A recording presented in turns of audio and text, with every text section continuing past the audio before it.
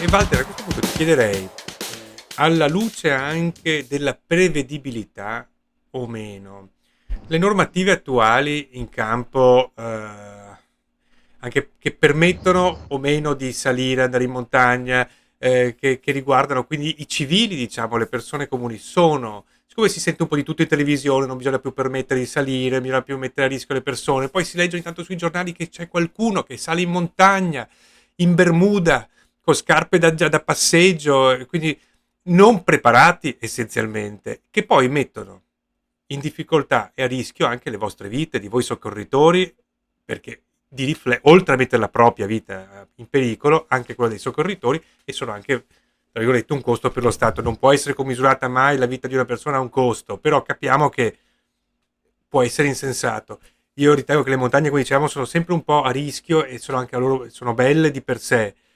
La domanda è: vanno proibite alcuni tipi di escursioni oppure meno? Le normative attuali sono sufficienti, visto che è anche uno spazio di diritto questo convegno, diamo apparentemente, insomma, cerchiamo di parlare anche di questa materia.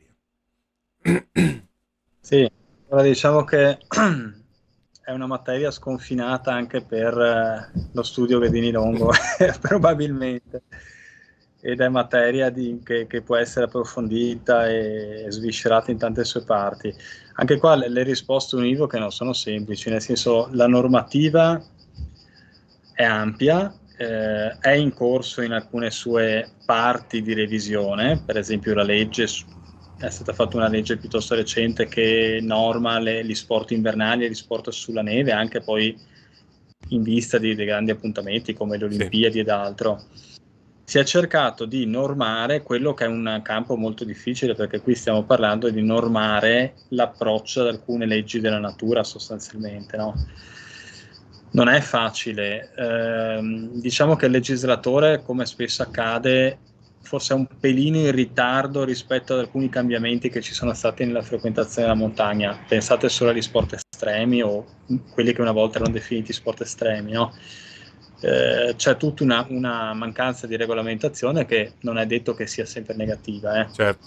La montagna, per inciso, è uno spazio di libertà dove anche una persona, anche in maniera, come si può dire, molto consapevole, può prendersi dei rischi. C'è chi va a fare una lunga via di arrampicata, un'arrampicata su ghiaccio, chi si butta con il parapendio, le tute alari.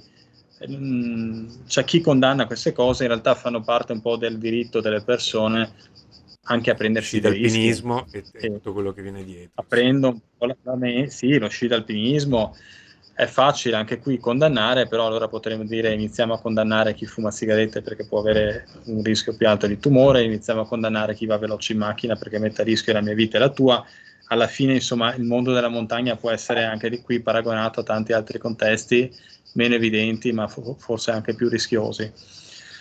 Le norme stanno cambiando, quello che secondo me può essere un pelino spinto in più è il ricorso ad alcune forme assicurative, per esempio, no?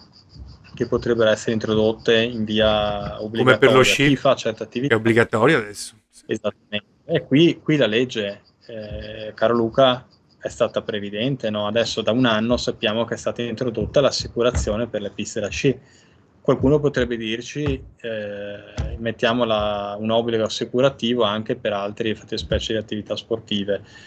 Sono assicurazioni che spesso costano davvero poco, poche decine di euro l'anno, e talvolta ci mettono anche al riparo dal pagare talvolta conti salati nel caso di missioni, per esempio con l'elicottero, se la persona è illesa, si è cacciata nei guai per imperizia o per, come si può dire, sottovalutazione del rischio, ti venga a prendere con l'elicottero e tu sei in Bermuda su ghiacciaio e magari ti viene addebitato il costo, che non è poco, insomma. Per cui, per rispondere alla tua domanda, la normativa, a mio modo di vedere, copre alcuni ambiti e sarebbe bello studiare però con gli esperti, con chi in montagna ci va e la frequenta, anche dei possibili sviluppi nuovi. Chiarissimo, chiarissimo. Facciamo un attimo